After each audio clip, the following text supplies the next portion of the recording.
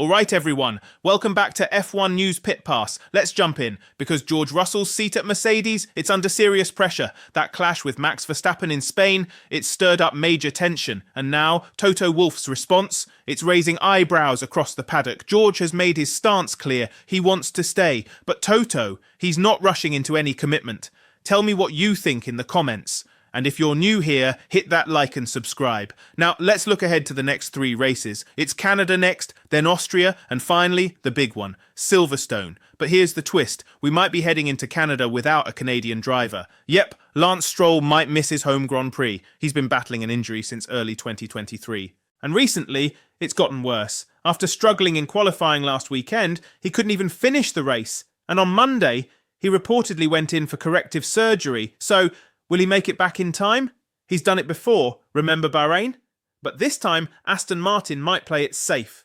No need to risk long-term damage. So who steps in if Stroll's out? Felipe Drugovich, Aston's reserve driver. He won F2. He's been waiting for this. And if needed, he's ready to skip Le Mans to make his F1 debut.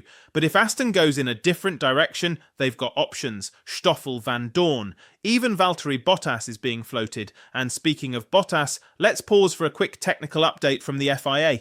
In Spain, teams tested 2 types of skid blocks, titanium and stainless steel.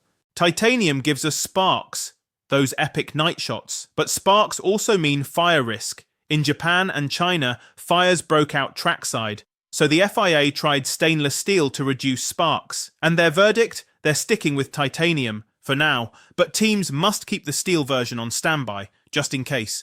Alright, back to Valtteri Bottas. He's not ready to retire just yet. He's been mentoring Kimi Antonelli at Mercedes, but he wants back on the grid, and Cadillac, the new F1 team, could be his ticket in. They're expected to join with Ferrari power in 2026. Rumours say Sergio Perez is their top target. But Alpine is in the mix too, and that changes everything. If Perez has to choose, Alpine's a known quantity. Works team. Mercedes engines. Cadillac, brand new. High risk, high reward.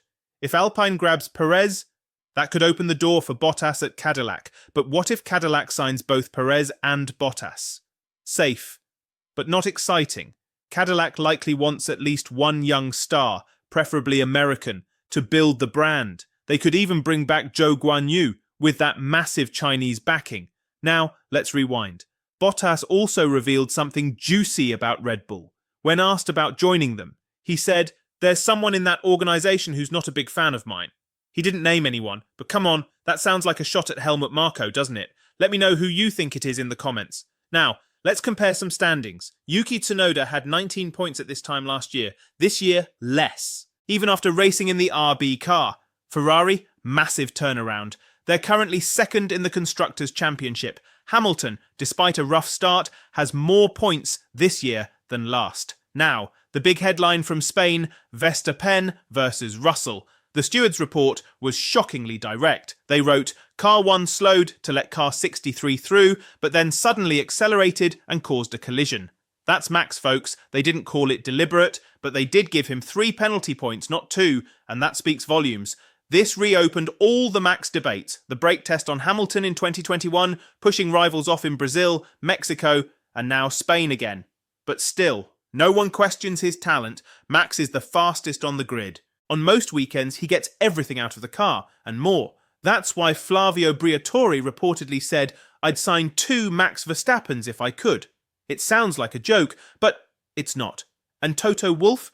He had his own thoughts, comparing Max's driving to taxi drivers in Rome or Naples, aggressive, chaotic, rule-free, which triggered Rome's biggest taxi union to respond, "We drive like a Mercedes, slow, just like them, iconic." But behind all the banter, a big question looms. Will Max take Russell's seat at Mercedes? George has no contract for 2026. And Toto, he's being careful with his words. George says, "My goal is to win with Mercedes. This is where I want to be." And honestly, he's a great match for the team. Professional, mature, composed, but Max is Max. If he wants out of Red Bull, you have to think about it. Russell brings stability. Max brings raw speed and some chaos. Toto's decision could define the next era of Mercedes, and don't forget, they've already moved 75% of resources toward 2026. That's what Nico Rosberg said. The W17 could be a game changer, so if Toto believes in the car, he might stick with George and Kimi Antonelli, but if Max calls and says, "Red Bull's falling apart, I want to drive for you," what would you do? Let us know in the comments. Hit like if you enjoyed this breakdown, subscribe for all the latest, and we'll catch you next time right here on F1 News Pit Pass.